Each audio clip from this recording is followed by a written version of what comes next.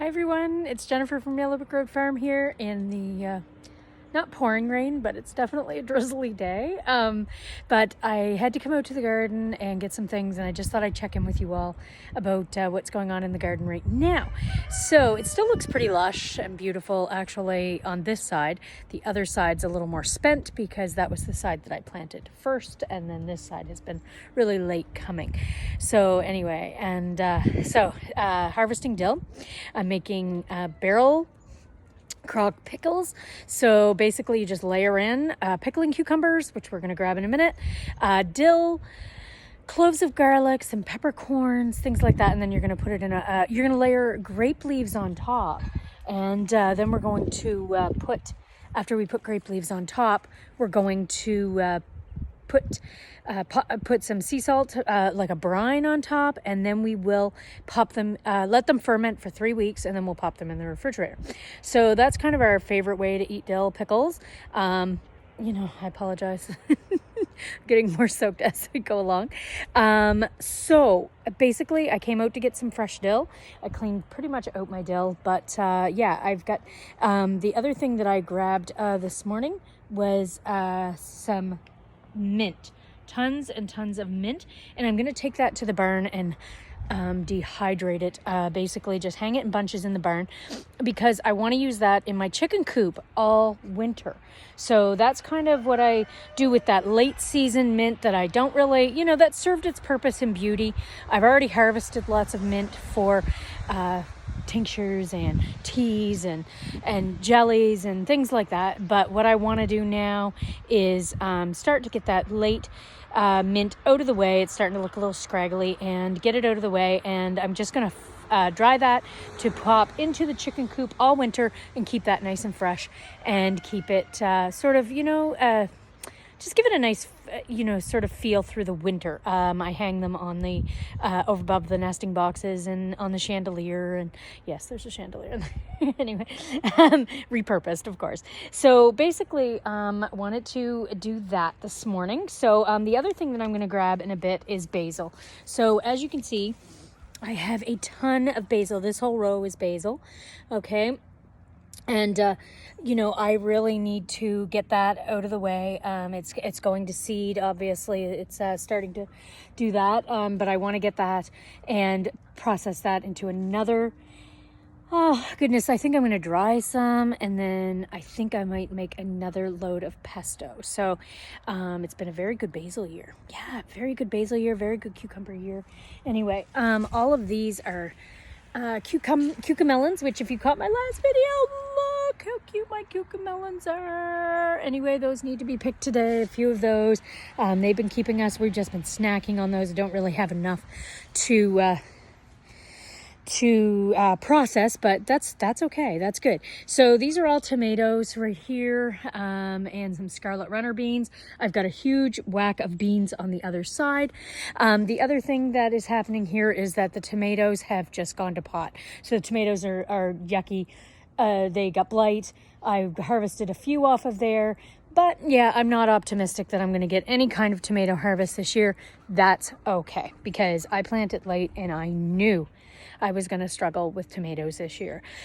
So lots of disease in there.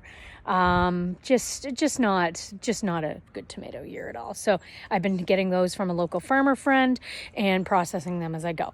So I got 27 pounds, I think, the first time, and some others, 9 pounds the other day. And I'll just keep getting pounds until I have about 80 to 100 pounds of tomatoes put up in salsas and pure tomatoes and things like that. So, so the other thing that is happening in the garden, besides all these gorgeous zinnias, look at that, is this. So these are carrots. So this whole row here is carrots, and they're just starting to germinate. And I'm going to cover this with plastic after this rain and let them have a nice hot go of it. And they will be in the garden for, hopefully for the whole winter. I'm going to overwinter those. So once they sprout and they get growing and they get a good size, I'm just going to take the plastic off, or I may leave it on. I'm going to chat with I'm going to look in Nikki Jabor's book and maybe chat with Matthew at Coastal Grove to see what's best for doing that. Whether I should leave the plastic on or whether I should just mulch them over with straw and leave them for the winter. I've done that before, and but I've not really used the plastic over winter before, so we'll see what we want to do about that. So so that's happening. I've still got lots of beets coming up, loads of beets that I planted late summer, so we're just going to let them keep going, and I'll be harvesting them all fall. Tons of squash, tons of pickling cucumbers, and I still got oh goodness, I probably got about 50 squash on the ground. So that's fabulous. They won't be ready until October. I'll wait till after that first fall. So there, if you've seen my stories or my post the other day, you noticed that I put up a new sort of rustic fence backdrop, and I love that. So this whole area here will be a bed. Over the next year. I'm just going to put some cardboard down here and slather it with chicken compost and leave that. So that's exciting. We completed that this weekend. My husband and I knocked it out in about a day or so, and that was great. So, and I don't know if you've seen my stories, but guess what I am in love with is these beans. So these beans are called Lewis beans, and they're from Vessi Seeds. And I don't know if you can see them.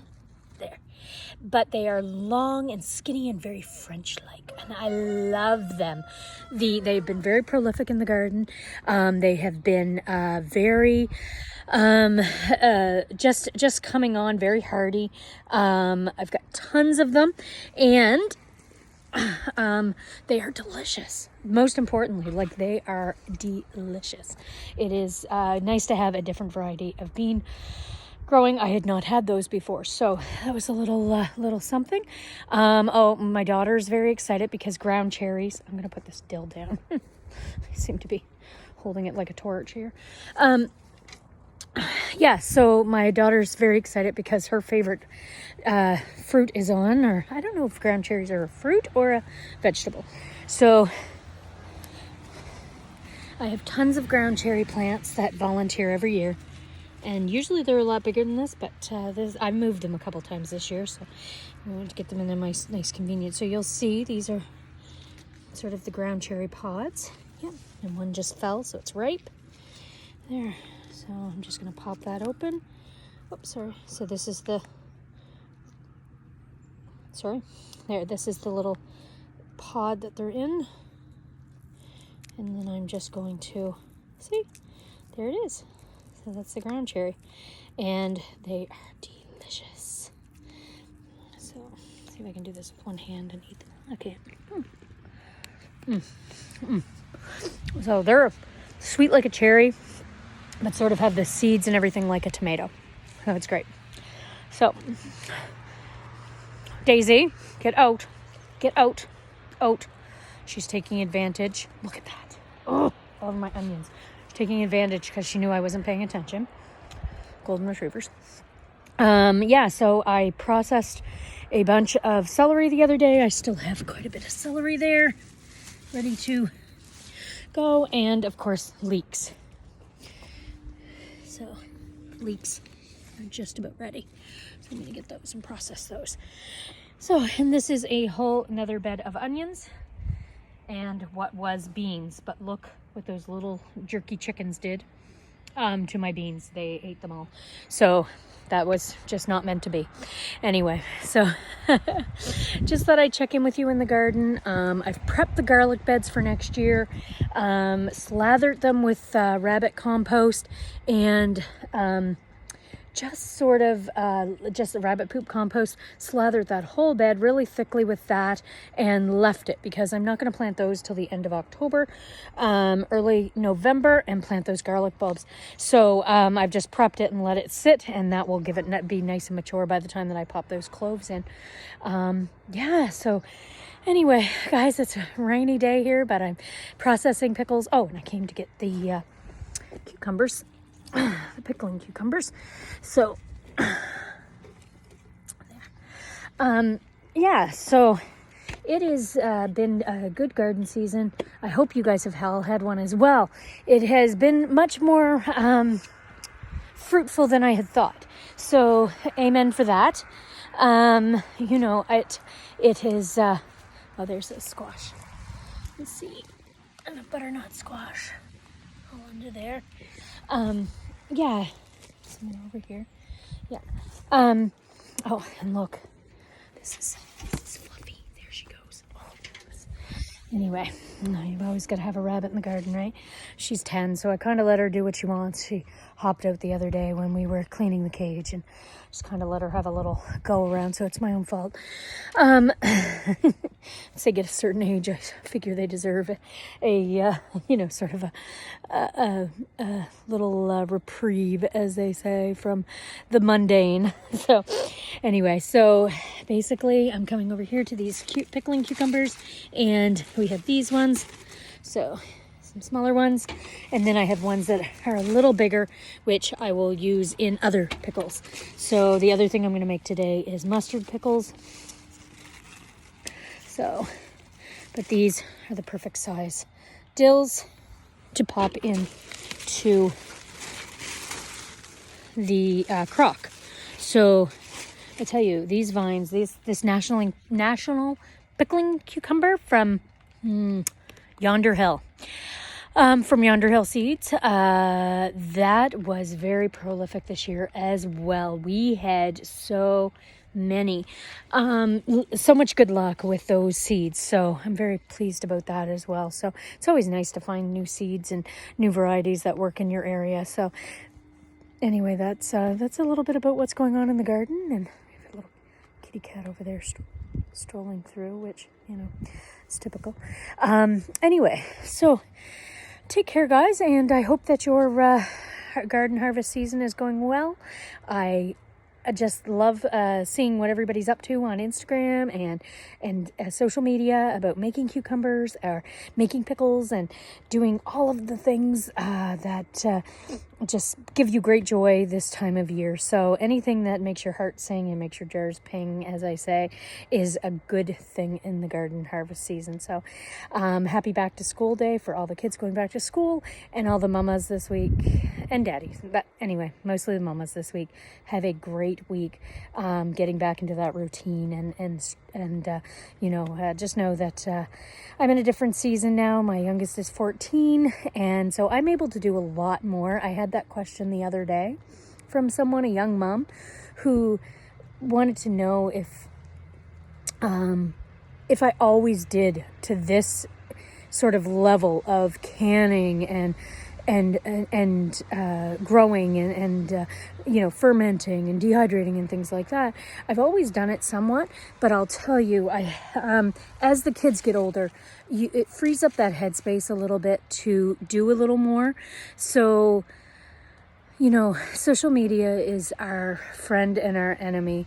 It inspires us to do great things, but it also can make us feel terribly inadequate when we are trying to do our very best. And, you know, when you're in a season of your life that is busier than others, or that is more intense, or sometimes it's grief, sadness, life, whatever, it can be very hard to realize that you have to take a step back and not and just sit in that feeling of not being caught up or doing enough. And you know, that's a hard thing sometimes, but it doesn't have to be. We can just sit in it and say, you know what, this just isn't my season of life. And I pray for that wisdom for every young mother, every older mother that is, you know, sort of in a spot right now that maybe they're feeling like they're not able to do enough.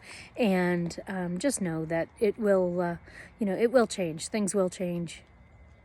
The garden changes, our lives change, and we are able to free up some more headspace at given times in order to do more.